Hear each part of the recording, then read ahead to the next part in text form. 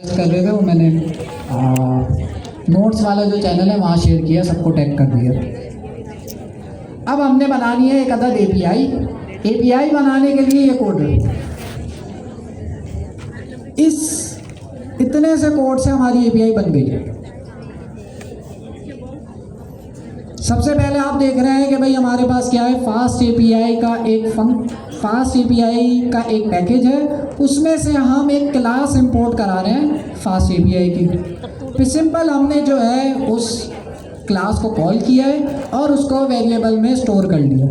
ये जो ऐप का ऑब्जेक्ट है, ये हमारे पास मेन चीज़ जो हमारी हेल्प करेगा तमाम एपीआईज बनाने में, जितनी भी एपीआईज होंगी ये ऐप भी का ही यूज़ करेगा। अच्छा, अब मुझे एक सिंपल सी एपीआई बनानी है जिसको जब भी मैं कॉल करूँ वो मुझे सिंपल हेलो वर्ल्ड दे दे। तो उसको बनाना कोई मुश्किल नहीं है। नॉर्मल फंक्शन आप लोग बनाते थे, नॉर्मल फंक्शन ऐसे बनाते थे डी पाइथन में डीएफ करके, फंक्शन का नाम आप कुछ भी रख देते थे और वो फंक्शन कुछ भी डेटा रिटर्न करता था। फास्ट एपीआई के केस में बस आपने ये करना है कि app@app.get का डेकोरेटर आपको क्या कर देगा, एपीआई बना देगा। बस एपीआई बनाना इतना आसान है। अभी ये फिर भी इतना पावरफुल नहीं लग रहा होगा, अभी हम इसको चलाएंगे ना फिर आपको दिखाऊंगा। अच्छा, तो ये तो हमारा सिंपल सा कोड हो गया एपीआई बनाने का। कुछ नहीं, फास्ट एपीआई की क्लास को इंपोर्ट किया, ऐप के वेरिएबल के अंदर स्टोर किया उसका ऑब्जेक्ट, और जो है उसको यूज़ करते हुए हमने एपीआई बना ली। अच्छा, इसमें एक चीज़ लिखी हुई है app.get। ये गेट क्या चीज़ है? एपीआई जब आपने पढ़ी थी पहले भी तो उसके अंदर आप लोगों को बताया गया बहुत दफ़ा कि एपीआईज के कुछ मेथड्स होते हैं, जिसमें से एक मेथड है गेट।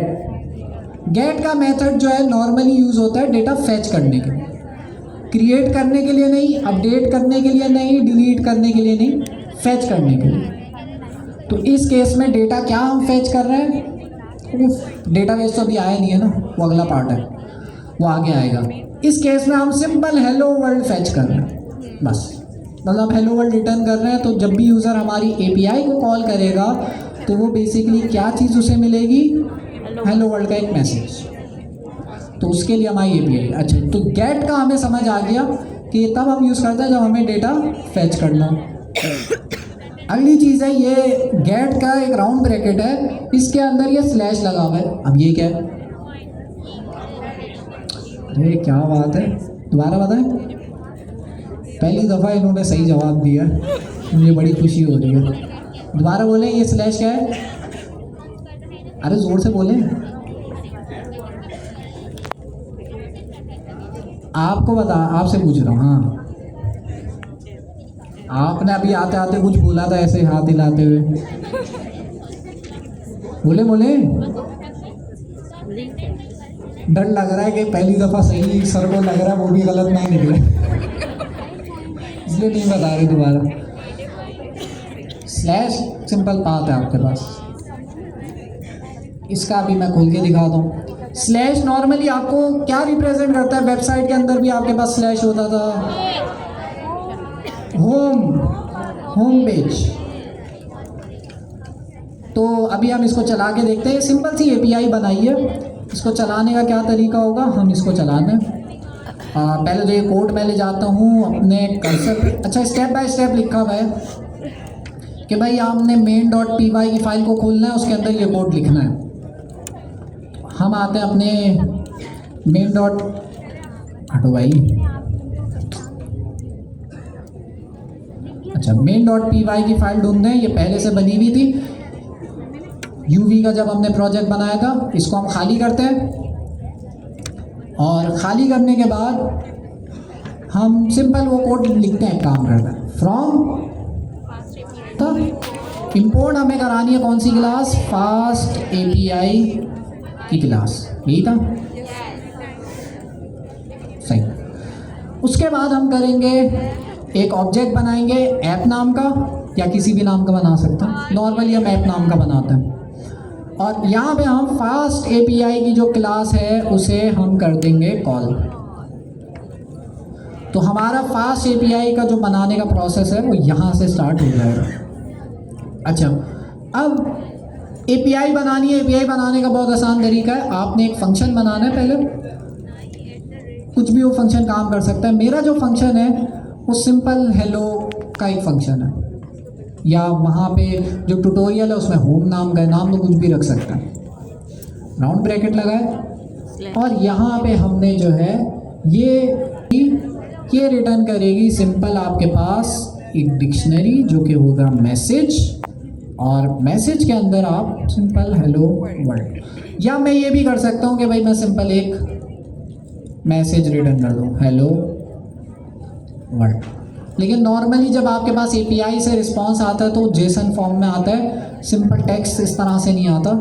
तो हम जो है डिक्शनरी फॉर्म में ही करते हैं, वो अच्छी प्रैक्टिस है। तो मुझे अगर हेलो वर्ल्ड का मैसेज भी भेजना है तो मैं डिक्शनरी में भेजूँगा बस। तो ये हमारी एपीआई बन गई है। नहीं, एपीआई का कोड हमने लिख लिया। एपीआई बनाने के लिए सिंपल हमने इस फंक्शन के ऊपर डेकोरेटर लगाना है @ ऐप डॉट गेट। गेट मैंने अभी डिस्कस किया। गेट तब हम यूज़ करते हैं जब हमें डेटा फेच करना हो। डेटा जब क्रिएट करना होगा तो हम दूसरा मेथड यूज़ करेंगे। अच्छा, गेट के अंदर हम यहाँ पे एक पाथ बताते हैं कि इस एपीआई का पाथ क्या होगा। तो अगर मैं सिंपल स्लैश रखता हूँ तो जब भी मैं इसको चलाऊंगा तो स्लैश में हमारी एपीआई कॉल होगी। इसको चला के दिखाता हूँ, फिर आपको समझ आएगा क्या मतलब है। सेव करते हैं, कोड बहुत आसान सा है। इसको चलाऊँ कैसे? अच्छा, एपीआई बन गई है। बनाने के लिए कौन सा पैकेज यूज़ होगा जी, अब बता दें आप जी। अरे भाई तालियां हो जाए यार इनके लिए। यूवी कॉन तो वो है ही नहीं। फास्ट एपीआई बनाने के लिए फास्ट एपीआई को चलाने के लिए यूवी कॉन। तो यूवी कॉन की कमांड है कुछ, तो वो हमारे पास यहाँ पे लिखी हुई है। तो यहाँ ये बता भी रहा है, किसने लिखा है इतना अच्छा ट्यूटोरियल? नहीं, क्लाउड ने लिखा है। फास्ट एपीआई की CLI फिर इंस्टॉल करनी होगी, हुई भी है। चलिए, अगर मैं फास्ट एपीआई डेफ लिखता हूँ और माइनस रीलोड चलाना होगा? नहीं, ये खुद ही हो जाएगा। तो सही है।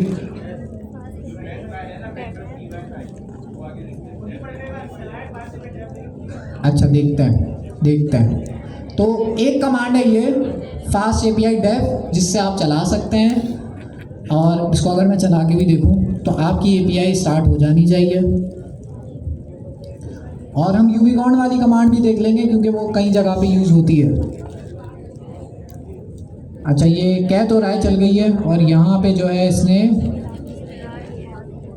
इन्फो आ रही है, जिसका मतलब लग रहा है कि भाई हमारी एपीआई स्टार्ट हो गई है। और इसने ऑटोमेटिकली उठा लिया मेन के फोल्डर से। ऐप नाम का हमने वेरिएबल बनाया था ना, इसने ऑटोमेटिक। तो सिंपल सी कमांड है, 2 कमांड्स हैं, आप दोनों में से कोई भी चला सकते हैं। तो एक कमांड है यूवी रन यूवीकॉन, इससे भी चला सकते हैं। यहाँ पे मैं कमेंट लिख देता हूँ। ऑप्शन 1 में जो है आपके पास क्या था? Fast API def. और ऑप्शन 2 में है आपके पास ये दूसरी वाली कमांड, ये भी हम चला लेते हैं क्योंकि ये भी आपके पास यूज़ हो रही होती है। ये जो फास्ट एपीआई डेव है, ये भी बैकग्राउंड में ये कमांड चला रहा होगा, इसी तरह की कुछ कमांड होगी। तो अगर आप ये यूवीकॉन वाली कमांड देखें, कुछ नहीं है, यूवी रन यूवीकॉन। ये वाला पार्ट क्या है? मेन क्या है? मेन है हमारी फाइल का नाम। मेन ही रखा था ना हमने, ये देखें main.py, जो यूवी बनाते हुए खुद ही बन गई थी। तो फाइल का नाम हमने पहले लिखना है। और ये ऐप क्या है? कॉलन लगा के ऐप पर हमने लिखना है। ऐप क्या है? आपके फास्ट एपीआई का जो इंस्टेंस आपने बनाया था, किस वेरिएबल में स्टोर किया था? ऐप नाम के। तो नाम अगर जो भी आप यहाँ पे रखें, वही सेम नाम इस कमांड में भी रखना होगा। माइनस माइनस रीलोड क्या करता है? बिल्कुल, कि भाई अगर मैं इन फ्यूचर अपनी एपीआई में चेंजेस करूँगा तो मुझे वापस ये कमांड नहीं चलानी पड़ेगी, मेरा ऑटोमेटिकली एपीआईज अपडेट हो जाएगी। वरना क्या होता था, अगर मैं ये रीलोड नहीं लगाऊँ ना, अब मैं इसको चलाऊँगा, एपीआई स्टार्ट हो जाएगी, फिर मैं एपीआई को अपडेट करूँगा, फिर दोबारा मुझे उसको रीस्टार्ट करना पड़ेगा। तो माइनस माइनस रीलोड ये करता है कि खुद ब खुद कुछ चेंजेस आपकी एपीआई में आ जाती हैं। तो मुइस, कोई सवाल?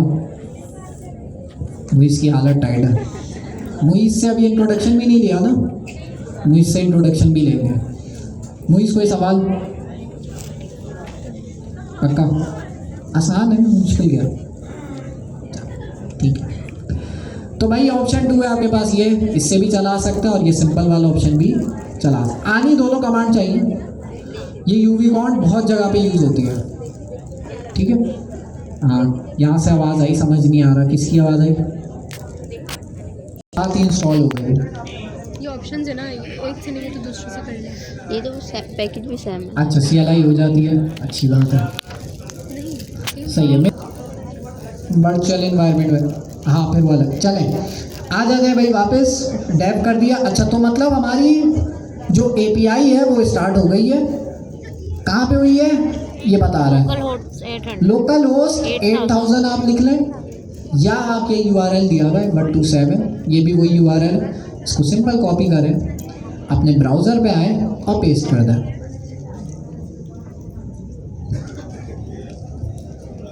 क्या आ रहा है?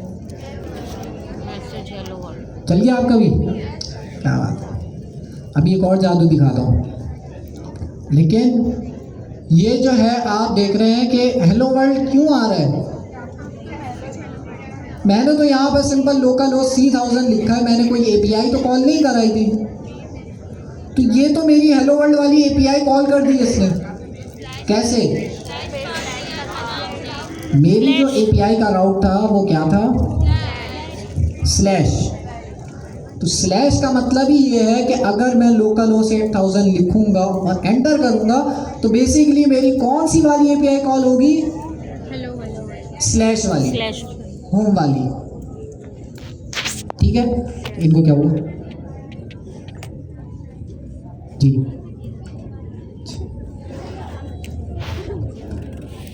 तो भाई आपके पास स्लैश की कमांड जो है, और स्लैश का पाथ जो है वो आपकी मेन रूट की होती है, वो चला देती है। अब फास्ट API अभी तक कोई जादू नहीं है। अब असल चीज़ आएगी कि अगर आप नोट करो, टर्मिनल पे आपको 2 URL दिए हुए हैं, एक ये वाला, दूसरा। मसला क्या होता है कि भाई जब आप बड़ी एप्लीकेशन बनाते हैं ना, उसमें 20-30 APIs होती हैं। अब याद कैसे रहेगा भाई कौन सी API का क्या पाथ था, क्या एंड पॉइंट रखा था? 20-30 API कैसे याद होगी? और जब ये APIs आप बना लेंगे तो फ्रंट एंड डेवलपर को आप देंगे, कैसे देखेगा भाई? उसको समझ ही नहीं आएगा। फिर आप क्या करते हैं, आप पे डॉक्यूमेंटेशन बनाते हैं हर चीज़ की, कि भाई ये वाली API क्या करती है, ये वाली API डेटा लेकर आती है, ये वाली API क्या करती है, डेटा क्रिएट करती है स्टूडेंट्स का। तो आपको फिर मैनुअली लिखना पड़ता है। फास्ट API का ये जादू है कि ये ऑटोमेटिकली आपकी, जादू फेल हो गया, हाँ, ये ऑटोमेटिकली आपकी डॉक्यूमेंटेशन बना देता है। तो यहाँ पे आप देख रहे हैं कि यहाँ पे क्या आ रहा है, एक API की डिटेल्स आ रही हैं, जिसका जो पाथ, जिसका जो नाम है वो क्या रखा था हमने फंक्शन का, हेलो। तो वो नाम लिखा हुआ आ रहा है, उसका पाथ क्या था, स्लैश। मतलब लोकल होस्ट 8000 हम लिखेंगे तो ये वाली API कॉल होगी। अच्छा, इसकी और डिटेल मुझे जाननी है, इसको मैं क्लिक करता हूँ तो आप देखें इसकी और डिटेल्स आ रही हैं कि भाई ये जो API है कोई पैरामीटर नहीं ले रही। अभी और आगे चल के देखेंगे क्या मतलब है इसका। और यहाँ पे जो है आपके पास क्या क्या रिस्पॉन्सेस आ सकते हैं, आपको वो भी डॉक्यूमेंट करके ये दे रहा है। तो आपने सिर्फ API बनानी है, किसी के साथ शेयर करनी है, आप ये डॉक शेयर करेंगे, सारी API की डिटेल्स ये खुद ही बना के देगा। आगे चल के 30 APIs होंगी, 30 की 30 APIs की डिटेल्स आएंगी। अब ये तो सिंपल वाली है, इसमें सच है नहीं। मुझे इस API को यहीं पे टेस्ट करना है, कर सकता हूँ। यहाँ लिखा हुआ है ट्राई इट आउट का बटन, इस पर क्लिक करूँगा। एग्जीक्यूट का बटन आ रहा है, इस पर क्लिक करूँगा। हमारी API कॉल हुई है और कॉल होने के बाद इसने क्या रिस्पांस दिया है, हेलो ये बता रहा है सर्वर रिस्पांस क्या आया है। सर्वर रिस्पांस आया है हेलो वर्ल्ड। और ये 200 क्या है, स्टेटस कोड है कि अगर आपकी API सक्सेसफुल हो जाती है तो मोस्टली आपके पास जो स्टेटस कोड आता है वो 200 आता है। 201 भी आता है कुछ केसेस में, लेकिन वो अभी हम डिस्कस नहीं कर रहे हैं। नहीं, क्रिएटेड नहीं है, वो मर्जी है हमारी। जब आपकी API कोई रिस्पांस नहीं दे रही होती तो फिर उसमें 201 आता है और वो सक्सेसफुल भी चल जाती है, तो नॉर्मली क्रिएट पे ही यूज़ होती है। अच्छा जी, तो इस तरह से ये है फास्ट API का जादू। तो इसको डिप्लॉय करके शेयर करेंगे ना, अब क्या मतलब, डिप्लॉय तो करना पड़ेगा। जैसे नेक्स्ट की एप्लीकेशन आप डिप्लॉय करके शेयर करते हैं, वैसे ही भी डिप्लॉय करके शेयर करेंगे। ओके, तो हेलो सिंपल आपकी API बन गई है। सवाल, अच्छा 1 मिनट, ये हमारा चेक पॉइंट हो गया। ये सारी चीज़ें इसमें लिखी हुई हैं तो कुछ होती है ना डिप्लॉय मतलब हर कि टेस्ट योर API, आप ऐसे टेस्ट कर सकते हैं। लोकल होस्ट 8000 पे आपकी जो API है मेन वो कॉल हो जाएगी। जो अगर आप लोकल होस्ट 8000/docs या ये URL डालते हैं तो जितनी भी आप APIs बनाएंगे उन सबकी डॉक्यूमेंटेशन वो आपको शो कर देगा एक अच्छे यूज़र इंटरफेस के साथ, और ये खुद ही बनाता रहेगा। सवाल पूछ लें? हाँ, 2 सवाल।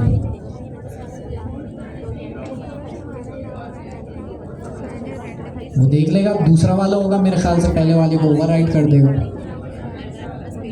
दूसरा वाला कर लेगा तो ओवरराइड कर देगा बेसिकली। ये डॉक्स आप पोस्टमैन से भी बना सकते हैं, लेकिन आपको मेहनत लगेगी। ये तो खुद ही बना रहा है ना। अब आप कह रहे हो कि भाई फास्ट API से APIs लिखूं, फिर पोस्टमैन से डॉक्स लिखूं, तो डबल काम हो गया ना। नहीं, ये भी मैं शेयर कर सकता हूँ, ये भी मैं शेयर कर। हाँ, तो फास्ट API में मेरी APIs अगर बन रही है और वो डॉक्स बना रही है मेरे लिए, तो मैं क्यों एक्स्ट्रा महंगा करूँ? वरना तो फिर ये डॉक्स का फीचर ही नहीं देते ना, अगर इंडस्ट्री में नहीं होता। तो भाई आपके पास ये है। अच्छा, और ख़वातीन में किसी का सवाल? मोइस, अपना पहले इंट्रोडक्शन दें और कहाँ थे आप, हम आपको ढूंढ रहे थे। अस्सलाम वालेकुम, मेरा नाम मुइज़ुर रहमान है और मेरा भी कोई बैकग्राउंड नहीं था कंप्यूटर साइंस से, और जो है मैंने भी 2024 में GIS ज्वाइन किया था। अल्हम्दुलिल्लाह काफ़ी अच्छा जा रहा था। झूठ बोल रहा है, झूठ। नहीं, अच्छी बात है। अच्छा जी, तो मोइस बताएं भाई, ये हमने क्या अभी कोड लिखा है, और बस ये कोड आप समझा देंगे भाई क्या कोड हमने लिखा है। चलाने की कमांड तो वो लिखी हुई है फास्ट API डेफ। चलें,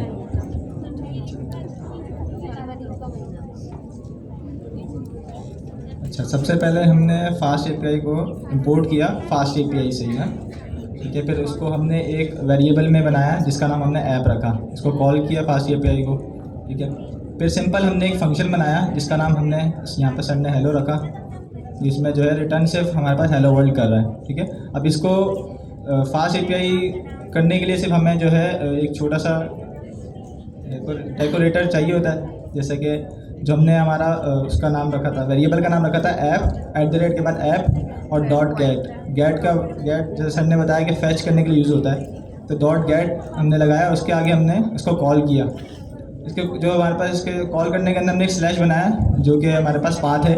बेसिकली जब हम इसको रन करेंगे तो ये हमारे पास यही वाला जो है वो खुलेगा, और जो है बस जो भी आप फिर हम इसको API को चलाएंगे तो हेलो वर्ल्ड देगा। ज़बरदस्त। किसी का सवाल? ये तैयार बैठे हैं।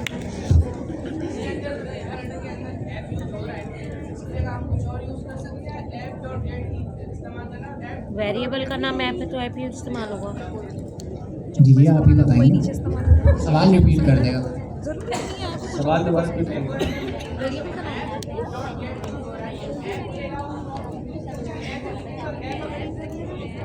अच्छा बेसिकली ऐप जो है, अच्छा सवाल ये कर रहे हैं कि इस डेकोरेटर में ऐप डॉट गेट ही क्यों यूज़ कर रहे हैं, इसके अलावा अगर कोई और वर्ड यूज़ करेंगे तो चल जाएगा या नहीं।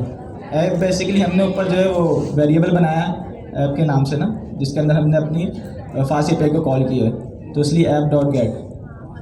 और बाकी ऐप सर ये ऐप अगर इसके अलावा मेरा भी ये सवाल है कि अगर वेरिएबल का वर्ड यूज़ करेंगे तो एरर नहीं आएगा। वेरिएबल का नाम कोई और होगा तो एरर तो नहीं आएगा।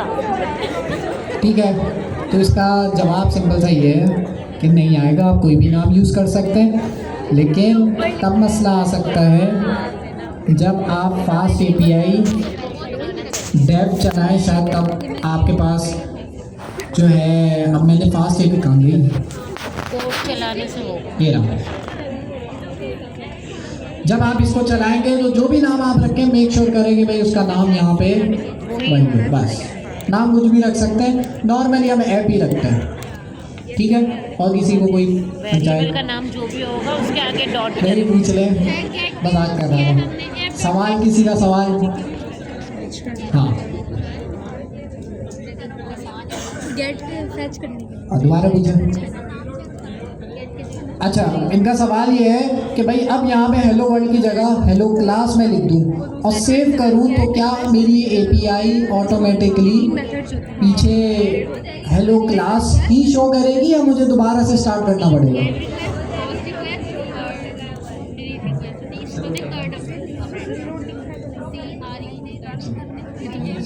लेकिन मेथड्स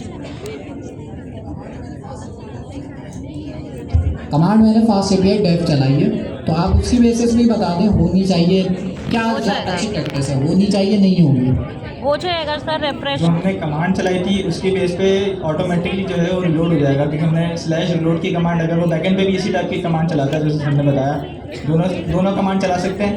जो डैश रिलोड लगाया था उसका यही मतलब था कि अगर हम इसको जब अपडेट करेंगे तो ऑटोमेटिकली अपडेट हो जाएगा। ठीक है, तो भाई ये दो ऑप्शन है आपके पास, एक ऑप्शन नहीं चल रहा हो तो ये यूवी कॉन वाला चल जाएगा।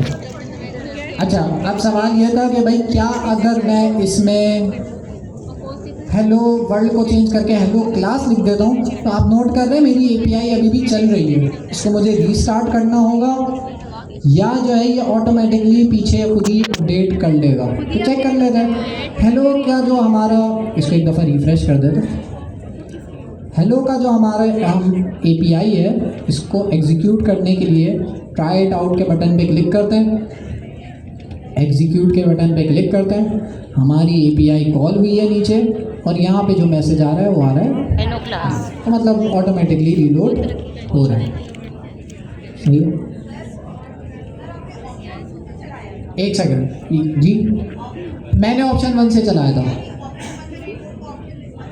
वो खुद ही वो कर लेता है, ऑटोमेटिक कर लेता है बिल्कुल।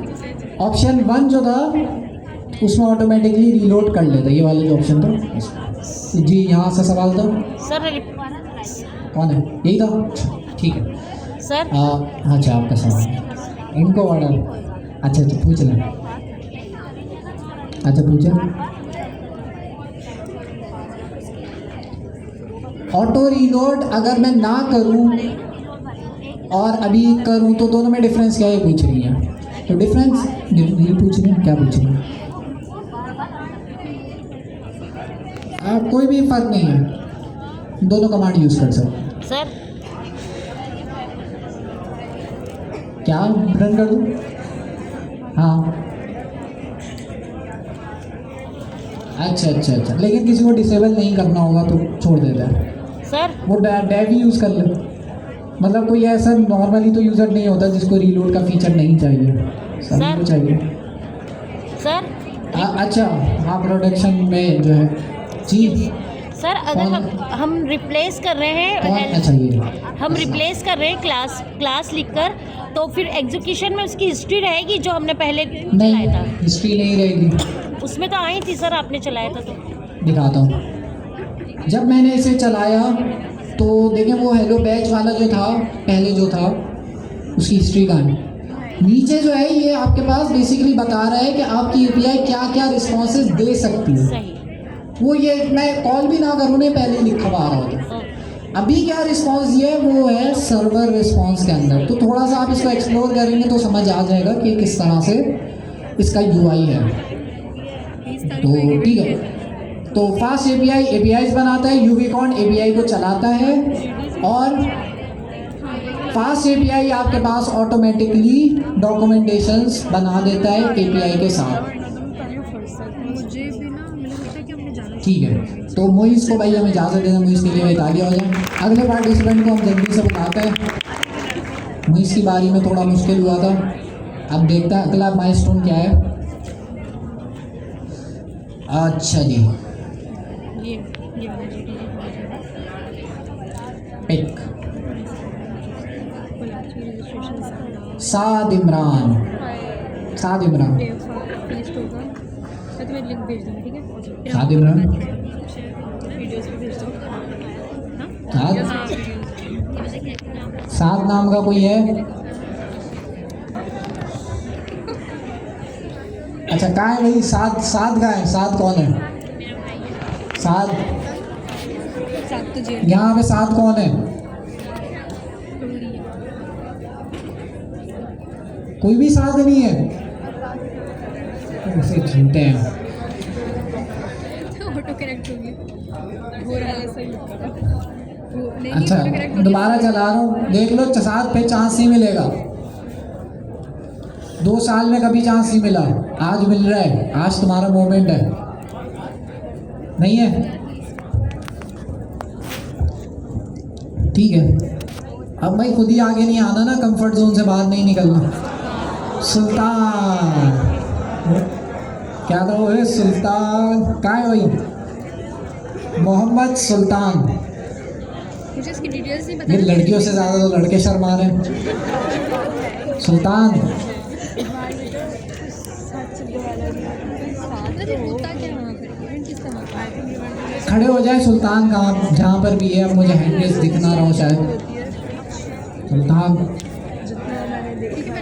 यार एक तो ये बता, वो देखो अभी मेरा सुल्तान का नाम लिया, वो पीछे से खड़े हुए हैं। अब ये बाहर जाते हैं, यहाँ आते हैं, ये बाहर जा रहे हैं।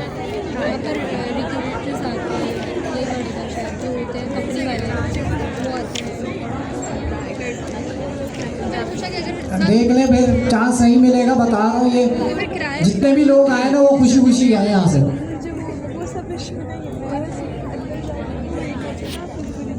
ठीक है, मर्जी है भाई सुल्तान की।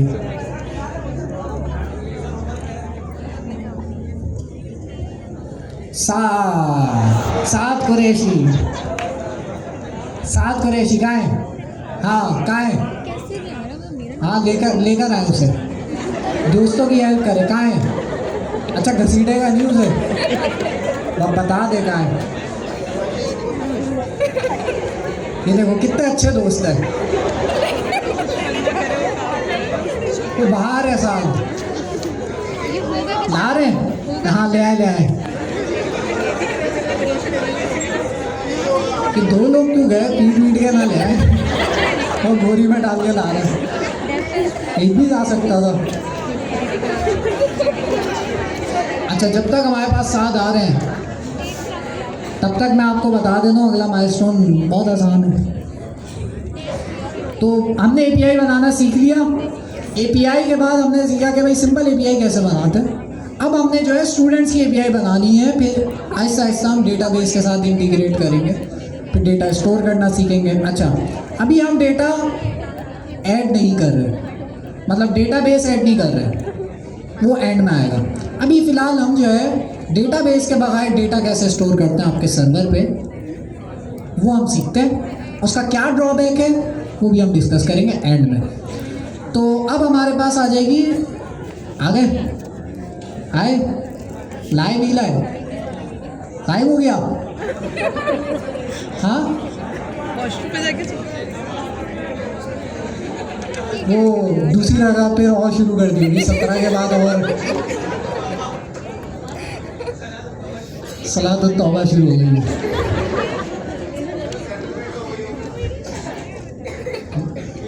नहीं मिल रहा, अंडरग्राउंड होगा उनका वो। नाम सुनते ही ना, जो मैं पहली दफ़ा में लिया था वो तभी। चलें अगला बुला लेते हैं यार, आ जाए। पता नहीं इतना अच्छा मौका मिल रहा है ज़िंदगी में। मोहम्मद जांजेब, अब लड़के ही आ रहे हैं, आ जाओ भाई। मोहम्मद जांजेब, ये तो फिर रजिस्टर क्यों कराए? नहीं कराते तो नहीं आता अभी नाम। आ जाओ, आप हो ना, तब क्यों आ रहे हो? फिर बैठे रहो। ये आ रहे हैं, आप ही हो ना? शुक्र, मैंने कहा ये भी उठ के पीछे चले। जांजेब ने हेजिटेट किया, लेकिन जांजेब ने फिर दिल में सोचा कि अभी नहीं तो कभी नहीं, फिर ये चांस नहीं मिलेगा। तो भाई जांजेब के लिए ताली।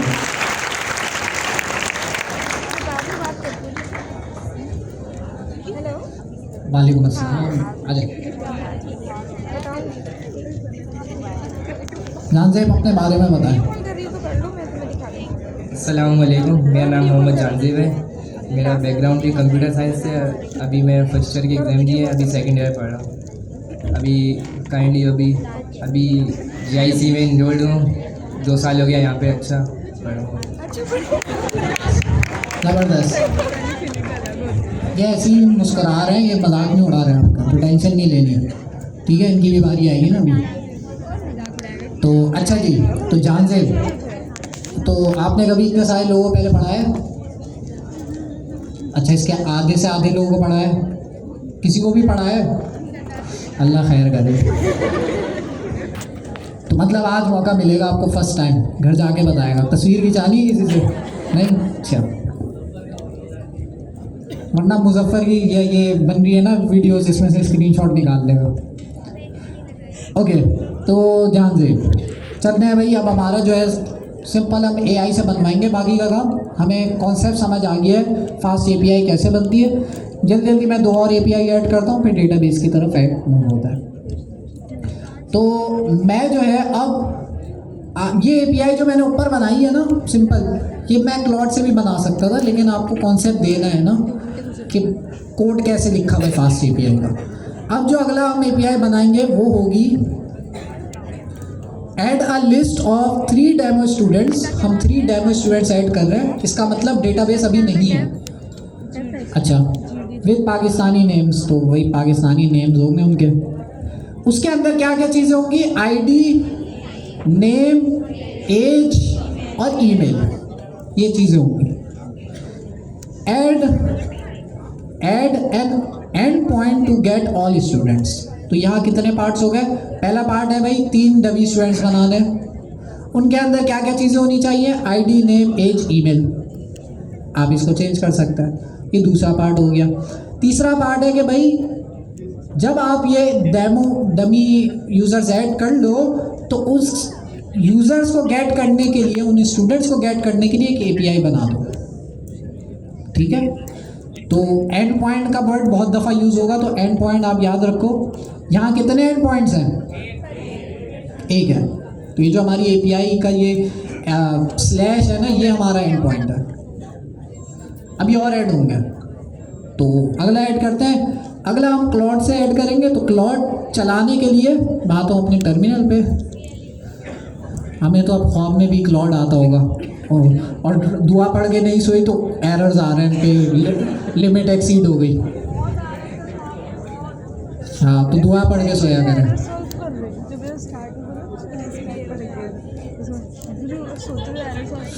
अच्छा जी, तो क्लॉड हमारे पास चल गया। प्रॉम्प्ट मैं वहाँ से कॉपी करता हूँ। प्रॉम्प्ट था मेरा ये कि भाई डमी स्टूडेंट्स ऐड करो, और कॉपी यहाँ पर आके पेस्ट, एंटर। अच्छा, स्पेक किट से भी मैं बना सकता हूँ, लेकिन स्पेक किट आपको पता है वो कॉन्स्टिट्यूशन स्पेक्स को वही बनाते बनाते टाइम ख़त्म हो जाएगा। तो जब भी आप प्रोजेक्ट बनाएं, हैकाथॉन बनाएं या कोई प्रोजेक्ट बनाएं, प्रैक्टिस की बात नहीं कर रहा मैं, प्रोजेक्ट बनाने की बात कर रहा हूँ, तो स्पेक किट यूज़ करें। प्रैक्टिस करनी है तो फिर ये आप क्लॉड या जेमिनी कुछ भी यूज़ कर लें CL, ठीक है। तो अभी हम प्रैक्टिस कर रहे हैं, तो ये कुछ ना कुछ कोड लिख रहा है, मैं इसको समझ तो आ रहा है थोड़ा बहुत, वही क्लोड की तरह ही है, बेस्ट कोई बेस्ट। आपको समझ आ रहा है? यस यस कुछ सही सही लग रहा है, यस कर देते हैं। क्योंकि चाइना का है, वही चाइना का तो इसने हमारे पास कुछ कोड ऐड किया है चीज़ें बनाते हैं। और अब सोच रहे हैं, ओके, इसने एक कोड ऐड किया है और कुछ डमी स्टूडेंट्स ऐड कर रहे हैं, अहमद, फातिमा, उस्मान। एक नया एंड पॉइंट बनाया है जिसका मेथड क्या है, गेट। एंड पॉइंट का जो पाथ है वो क्या है, स्टूडेंट्स। क्या चीज़ रिटर्न करेगा, और स्टूडेंट्स। देखते हैं इसने क्या कोड लिखा। तो भाई एक डमी इसने लिस्ट बनाई है और जो है इसके अंदर हमारे पास क्या ऐड कर दिए, स्टूडेंट्स ऐड कर लिए 3 उनका डेटा के साथ। तो डिक्शनरी हमारे पास हो गई लिस्ट के अंदर, ठीक हो गया। ये API हमने पहले बनाई थी।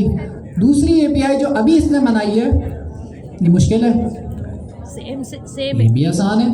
क्या डिफरेंस है, सिर्फ स्टूडेंट्स और एंड पॉइंट का, कि भाई हमारी जो ये वाली API है वो /students कोई कॉल करे, लोकल हो 8000 /students कोई कॉल करे तो ये API चलेगी।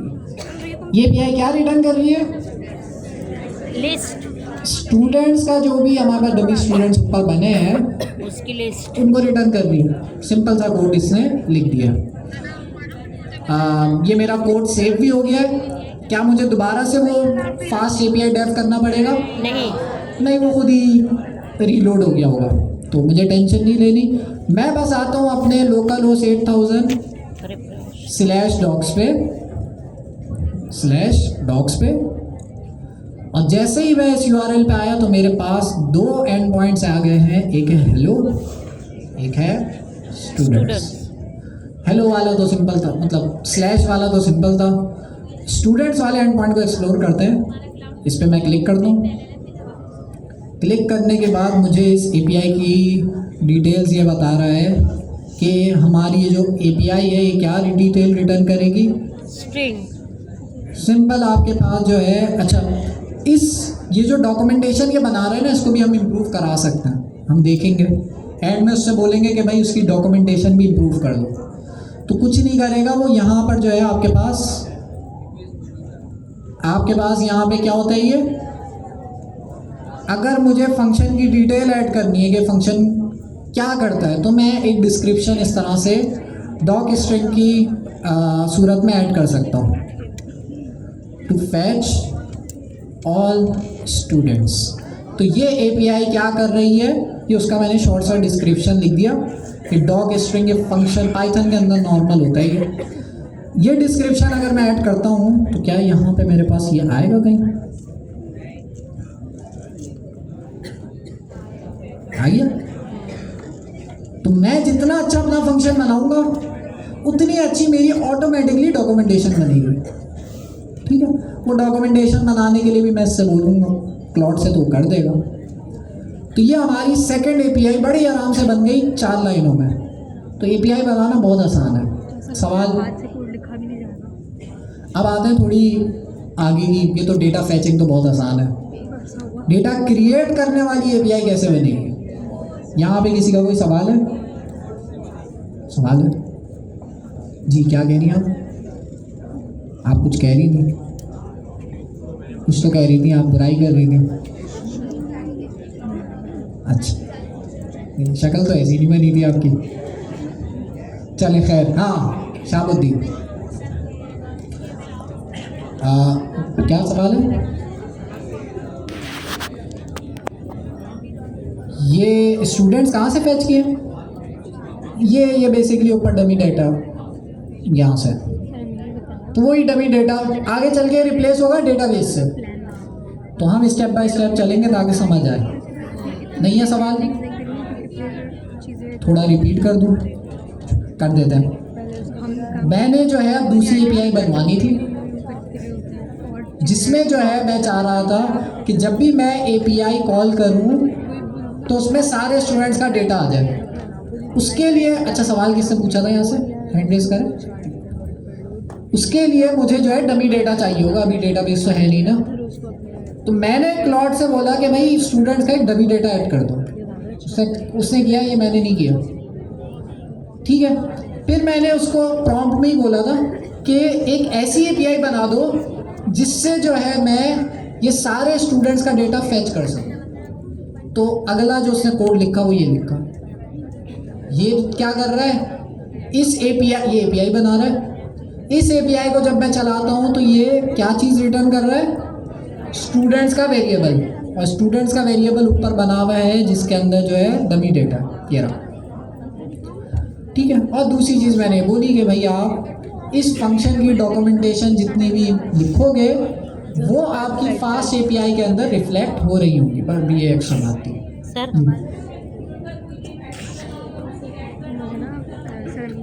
फॉर एग्जाम्पल क्या ऐड करना है आपको, वो अभी हम सीखेंगे ना। हाँ, अब अगला वही स्टेप है।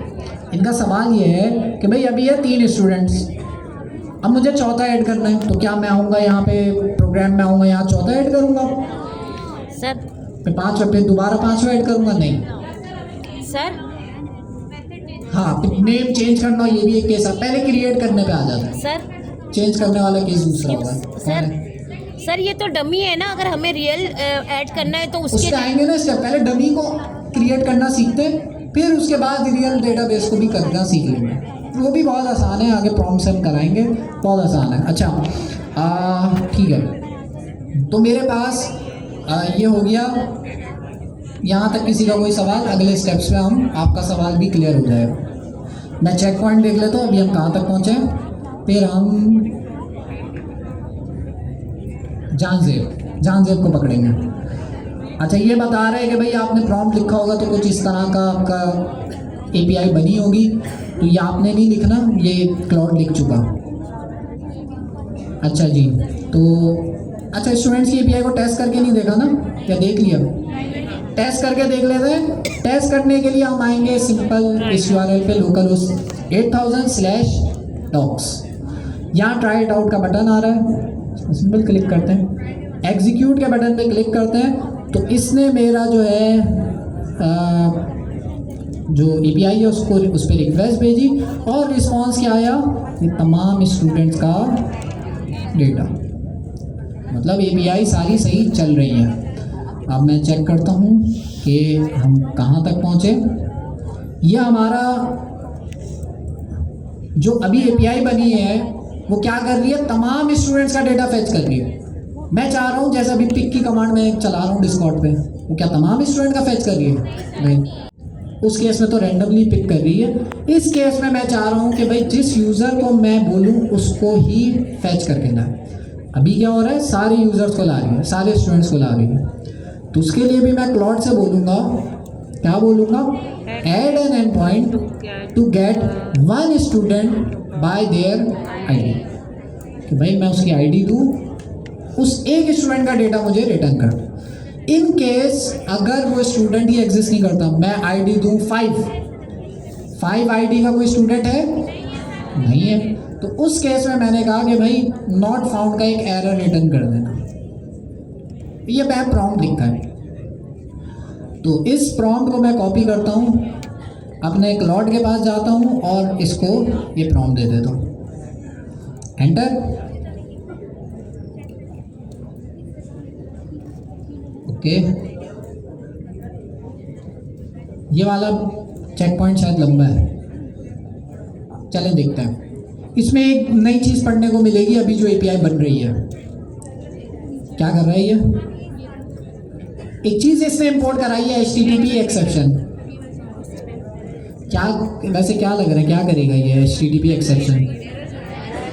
कुछ एरर हैंडलिंग का काम करेगा, तो सही है। हमें तो हमने कहा है ना कि भाई अगर यूज़र ना मिले तो एरर दो नॉट फाउंड का, तो ठीक है। और क्या कर रहा है, कहाँ चला गया, और क्या कर रहा है, और इसने कुछ कोड लिखा है, उसको मैं यस कर देता हूँ और कर्सर पे हम समझने की कोशिश। जान जब कोई सवाल नहीं, ठीक है, तो कोड लिखने देते हैं, फिर हम समझते हैं इसने क्या लिखा। अच्छा जी, जब इसने कोड लिख लिया तो बता भी रहा है इसने क्या क्या लिखा है, आपका एजेंट भी बताएगा। कि जो अभी इसने एंड पॉइंट ऐड किया है वो क्या ऐड किया है, स्लैश स्टूडेंट्स। अच्छा मेथड क्या यूज़ हुआ है, गेट। क्यों, डेटा फैच ही कर रहे हैं ना, डिलीट अपडेट क्रिएट नहीं कर रहे। गेट मेथड स्लैश स्टूडेंट और यहाँ पे स्लैश कर्ली ब्रैकेट के अंदर स्टूडेंट आईडी लिखा हुआ है।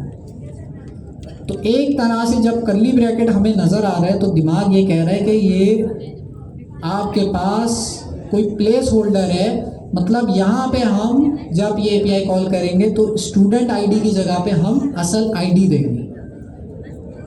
तो हमारे केस में 3 ही आईडी है, 1 2 3, उसको हम टेस्ट करेंगे।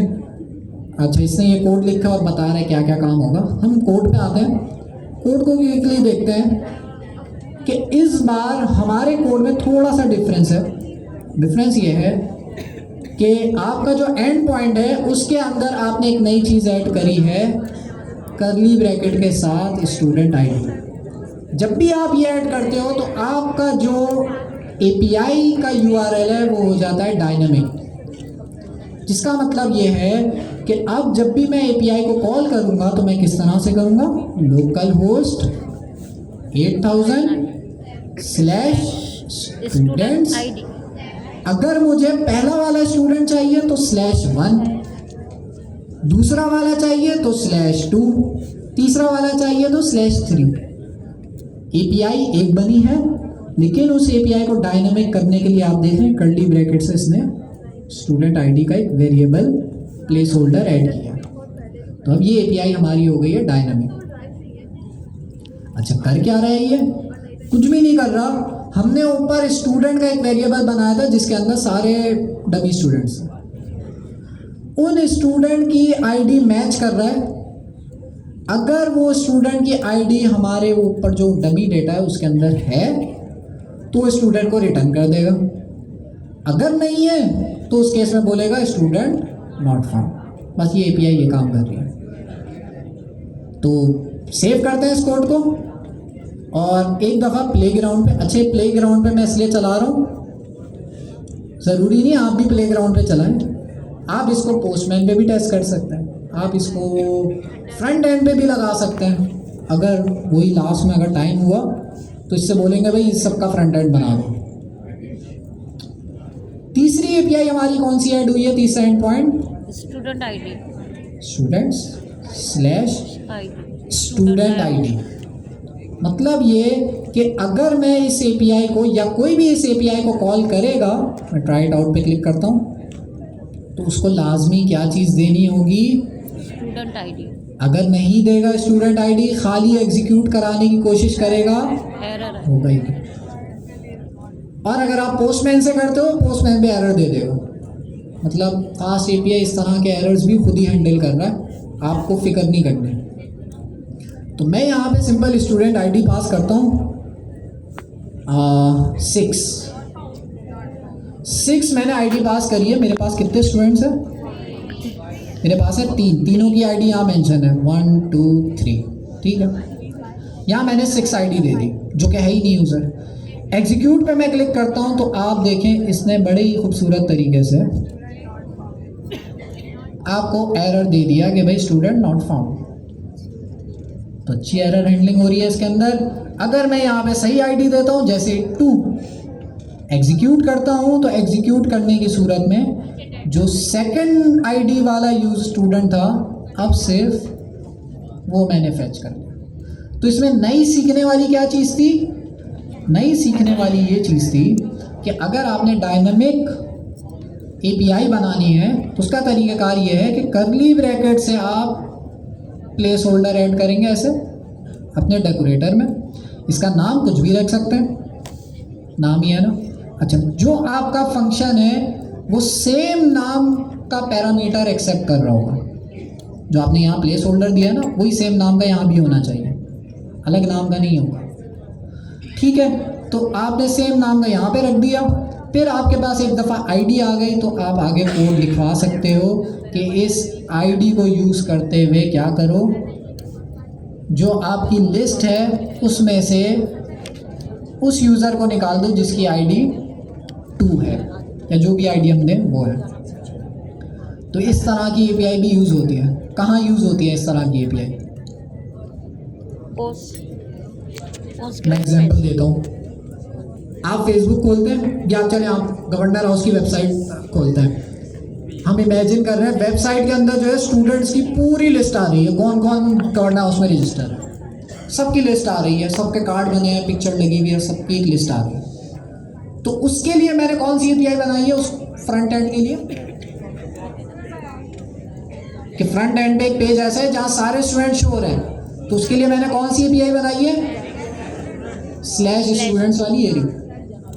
अब मैं किसी एक स्टूडेंट पे क्लिक करता हूँ कि भाई उसका रिजल्ट शो हो जाए, उसकी सारी डिटेल्स शो हो जाए, तो मैंने उस स्टूडेंट पे क्लिक किया तो अब उस एक स्टूडेंट का पेज खुल गया। तो उस एक स्टूडेंट के पेज के लिए मैंने कौन सी API बनाई है? स्टूडेंट आईडी, ये वाली students/student ID। तो ये वाली चीज़ें इसके अंदर जो है। अच्छा, किसी का सवाल? सारी चीज़ें मेंशन है इसके अंदर, डॉक्स के अंदर। क्रिएट स्टूडेंट की भी API है, वो अगली हम बनाएंगे। अपडेट की नहीं बनाएंगे और डिलीट की नहीं बनाएंगे, वो आप लोग खुद बना लेंगे, सेम तरीक़ेकार होगा। मैं सिर्फ क्रिएट की बनाना सिखा देता हूँ, मतलब सिखाना क्या, मैं इसी से कराऊँगा प्लॉट से। जो आपका सवाल था कि भाई मुझे नए स्टूडेंट्स ऐड करने हैं, तो उसके ऐड करने के लिए भी मुझे एक API बनानी होगी। तो मेरी वेबसाइट के अंदर एक फॉर्म होगा, उसको कोई भी फिल करके सबमिट करेगा। मैं चाह रहा हूँ क्या हो, वो फॉर्म का डेटा मेरे स्टोर हो जाए। अभी तो डेटाबेस नहीं है, इस लिस्ट में स्टोर हो जाए। तो उसके लिए मैं सिंपल क्या करूँगा, क्लॉट के पास आता हूँ। क्लॉट के पास मैं जो है सिंपल ये प्रॉम्प्ट देता हूँ कि add an end point to create a new student. तो ये एंड पॉइंट ऐड कर देगा। अगर मैं ये बाकी डिटेल्स ना भी दूँ तो मेरा क्लॉट इतना स्मार्ट है कि वो इतना तो समझदार है कि भाई नेम, एज और ईमेल का खुद ही काम कर ले। लेकिन चले मैं सेफ साइड के लिए कर लेता हूँ कि भाई मैं पूरा बता दिया कि जब भी यूज़र क्रिएट हो रहा होगा उसके अंदर क्या क्या डिटेल्स चाहिए, नेम, एज और ईमेल। आईडी नहीं चाहिए, आईडी ऑटोमेटिकली जनरेट होती है। आईडी अभी देखते हैं कैसे जनरेट करता है। मैं सिंपल ये प्रॉम्प्ट दे देता हूँ आपके क्लॉट को, और टाइम कम है, हमने डेटाबेस तक पहुँचना है। तो इस एंड पॉइंट के बाद एक अगला चेक पॉइंट आएगा, तो वो मैं आप लोगों को दिखाऊंगा। सवाल, API बनाना बहुत आसान है, लेता है सेकेंड, बनाना बहुत आसान है फास्ट API को यूज़ करते हुए। और जब आपके पास AI हो तो और आसान हो जाए। जी, वो ऐसा ऐसा पढ़ रहा है ना, गेट अभी हमने पढ़ा है, पोस्ट पढ़ेंगे, अब ये पोस्ट आ जाएगा। अच्छा जी, तो बस मैंने यस कर दिया। अब देखते हैं क्या काम करता है।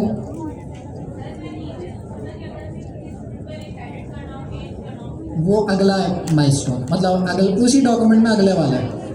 अपडेट और डिलीट की API भी ऐसी बनेंगी जैसे क्रिएट की बन रही है। तो मैंने क्या किया, मैंने क्लॉट से कहा कि भाई इसी तरह की एक और API बना दो, किसकी, क्रिएट स्टूडेंट की। तो इससे बना दी। अच्छा, बनाने से पहले इसने जो है एक स्टूडेंट क्रिएट की क्लास बनाई है।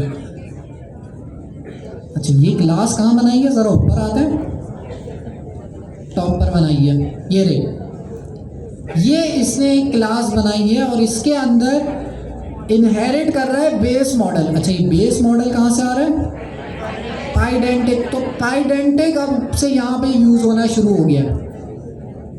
शुरू में मैंने बताया था जहाँ से पाइडेंटिक क्या करता है और उसका रोल आ गया। तो आप ज़रा हमें रिमाइंड कराएं क्या करेगा यहाँ पे। पाइडेंटिक बेसिकली ये चीज़ चेक करता है कोई इनवैलिड चीज़ों में डालने इनपुट में, जैसे स्पेलिंग सही है कोई, जैसे नेम स्ट्रिंग में अगर कोई इंटीजर में डाल दिया तो वो है। बिल्कुल ऐसा ही है कि भाई नेम है हमारे पास स्ट्रिंग में, कोई नेम की जगह पे 1 2 3 डाल दे तो पाइडेंटिक वो वाली एरर हैंडलिंग खुद करेगा। हमने सिर्फ क्या करना है, हमें सिर्फ इस तरह की क्लास बनानी है। टाइप स्क्रिप्ट के अंदर इंटरफेसेस होते थे इस तरह के, वैसे ही यहाँ पे है सिंपल वैलिडेशन के लिए आप सिंपल एक क्लास बनाएंगे और जो जो डेटा आपने एक्सेप्ट करना है उसकी टाइप आपने लिखने दी है कि नेम मुझे स्ट्रिंग में ही चाहिए, एज मुझे, अच्छा ये क्लाउड ने किया तो बस मैं बता ये रहा हूँ कि पाइडेंटिक से वैलिडेशन इम्प्लीमेंट होगी, टेस्ट भी कर लेंगे। तो हमारी जो क्रिएट की एपीआई बनी है उसके अंदर मुझे जो है, अच्छा एक और चीज़ चेंज हुई है, वो नीचे कोड तो ठीक है, एक और चीज़ चेंज हुई है मेजर। गेट की जगह पे क्या आ गया है, पोस्ट। ये हमारा दूसरा मेथड है पोस्ट का, HTTP मेथड जिसे कहते हैं, पोस्ट का मेथड है। ये हम तब यूज़ करते हैं जब हमें कोई चीज़ क्रिएट करनी हो, नया डेटा क्रिएट करना हो, अपडेट नहीं, डिलीट नहीं, क्रिएट करना हो। तो इस केस में मैं चाह रहा हूँ स्टूडेंट्स ऐड हो, तो उस केस में मैं मेथड कौन सा यूज़ किया, पोस्ट। पोस्ट मेथड मैंने यूज़ किया है। इसके पैरामीटर में मैंने कह दिया कि भाई कोई भी क्रिएट करेगा स्टूडेंट तो जाहिर सी बात है उसको नेम, ईमेल और क्या था, एज, ये 3 चीज़ें देनी होंगी। तो दे दी हैं। उसका कोड हमने लिख लिया है, कुछ भी नहीं कर रहा है ये कोड। बेसिकली आपकी जो ऊपर लिस्ट बनी हुई थी ना, उसमें ये नया यूज़र क्या कर रहा है, अपेंड कर रहा है, नया यूज़र अपेंड कर रहा है, बस ये कोड ये कर रहा है। तो इस तरह से हमारी क्रिएट वाली एपीआई भी बन गई है। सवाल, डेटाबेस अभी भी नहीं आया और डेटाबेस की क्यों ज़रूरत पड़ेगी अभी इसके बाद हम डिस्कस करते हैं।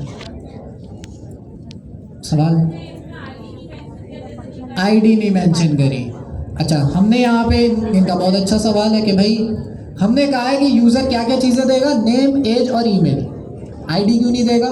वो ऑटोमेटिक बनती है। आईडी नॉर्मली हम यूज़र से नहीं पूछते, आईडी हम खुद ही जनरेट कराते हैं। तो इस केस में ये क्या कर रहा है, ये इसने कुछ कोड लिखा है, ये बेसिकली क्या कर रहा है कि तमाम यूज़र्स को देख रहा है जिसकी आईडी सबसे ज़्यादा है। हमारे केस में 3 यूज़र है, तो सबसे बड़ी आईडी किसकी है, 3। तो वो कह रहा है कि भाई सबसे बड़ी आईडी वाला यूज़र निकालो और उसमें क्या करो, +1 करके जो नया यूज़र ऐड हो रहा है उसकी आईडी ऐड कर दो। तो हमारा जो करंट डेटा है उसके अंदर 3 यूज़र्स हैं, तो चौथे यूज़र्स के लिए ये जो है आपके पास +1 कर रहा है।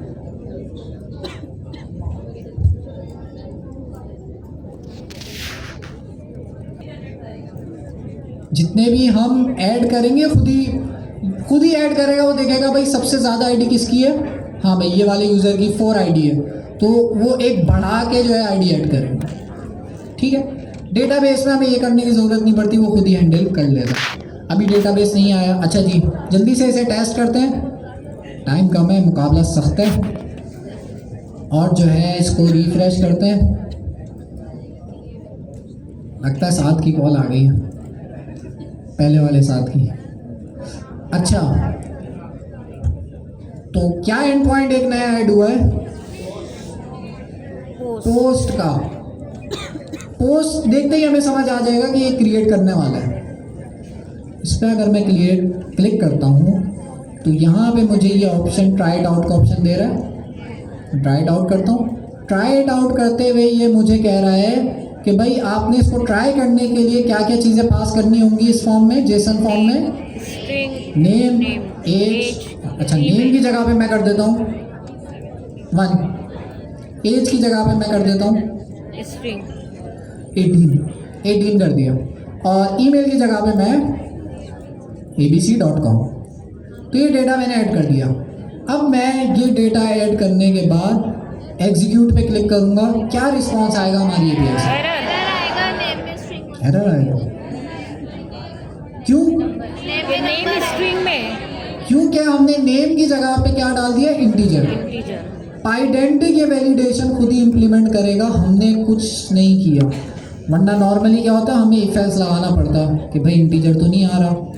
चलाया जब मैंने इसे, तो पाइडेंटिक ने एक बहुत अच्छा सा एरर मुझे रिटर्न किया है, जिसके अंदर वो मुझे बता रहा है कि जो आपकी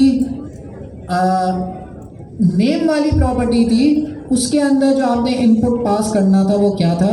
string. Should be a valid string.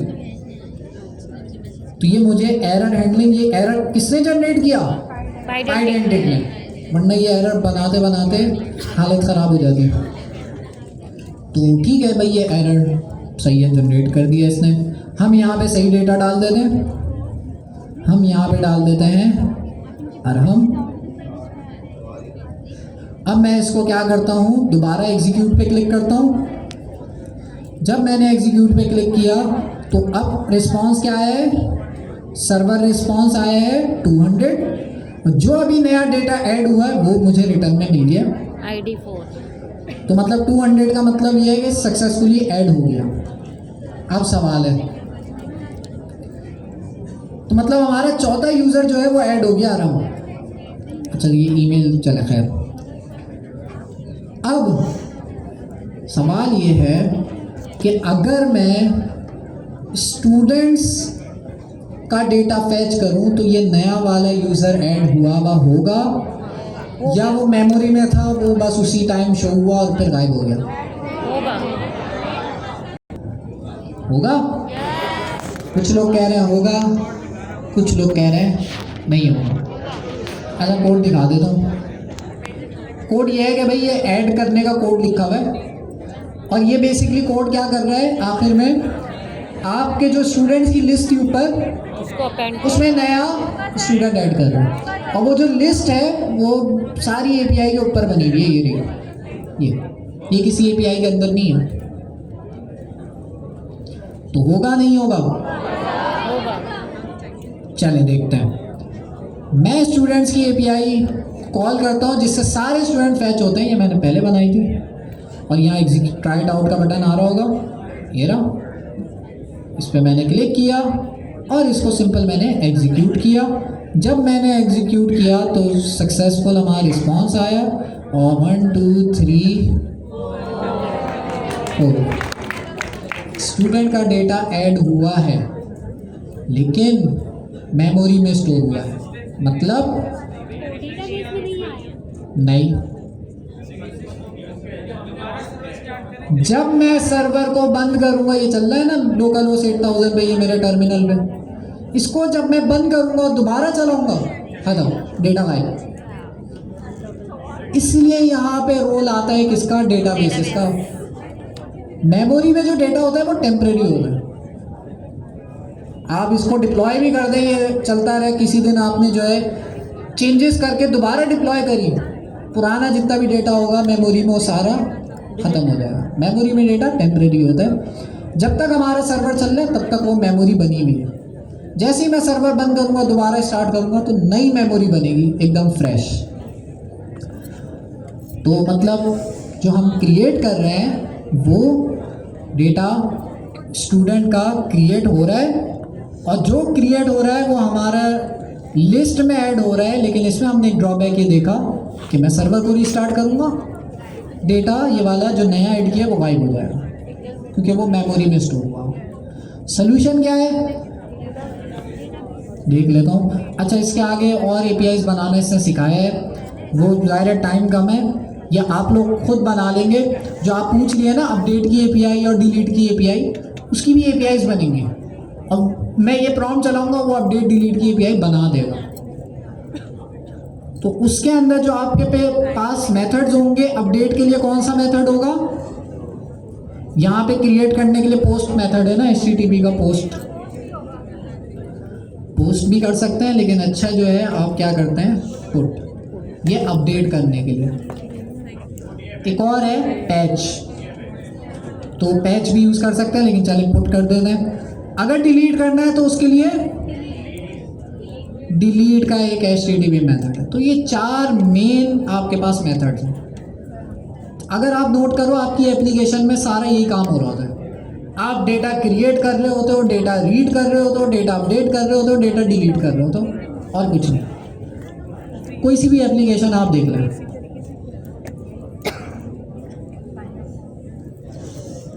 Her application में ये काम हो रहा होता है। सही है। तो ये भाई आपका जो है आगे चल के आप ये प्रॉम्प्ट चलाते हुए आगे का इस ट्यूटोरियल को पूरा कर लेंगे।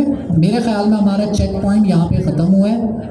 तो जानजेब हमारे पास यहाँ पे जो है क्विकली हमें जो है ये कोड रिवाइज करेंगे और जो है फिर हम अगला माइलस्टोन जो है हमारा वो होगा, हमने प्रॉब्लम देखी यहाँ पे बताया भी है, जब आप सर्वर की स्टार्ट करोगे डेटा गायब, फिर से वो 3 यूज़र्स ऐड होंगे बस, क्योंकि वो 3 यूज़र्स मैंने कोड में लिखे हुए हैं ये। तो इसको सही करने के लिए हमारे पास जो सोल्यूशन है वो है डेटाबेसेस। यहाँ जो भी चीज़ स्टोर हो गई वो परमानेंटली स्टोर हो। आप इंटरनेट में कोई चीज़ अपलोड करते हैं और उसको डिलीट भी कर देते हैं, तो आप ये नहीं समझे कि वो इंटरनेट से गायब हो गई है, वो डिलीट नहीं होती, वो कहीं ना कहीं आपके पास सेव हुई भी होती है। किसी प्लेटफॉर्म से आप डेटा डिलीट करें तो वहाँ पे वो कहीं ना कहीं उसका ट्रेस रहता है। तो इंटरनेट में कोई चीज़ चली गई तो वो गई, अब वो कहीं ना कहीं घूम रही होगी, कहीं सिक्योर होगी या लीक हुई भी होगी। अच्छा जी, तो हमारे पास जो है चेक पॉइंट जानजेब, जल्दी से इस कोड को रिव्यू करें, हम डेटाबेस इंप्लीमेंट करेंगे इसका। ये सबसे पहले सर ने ये किया था कि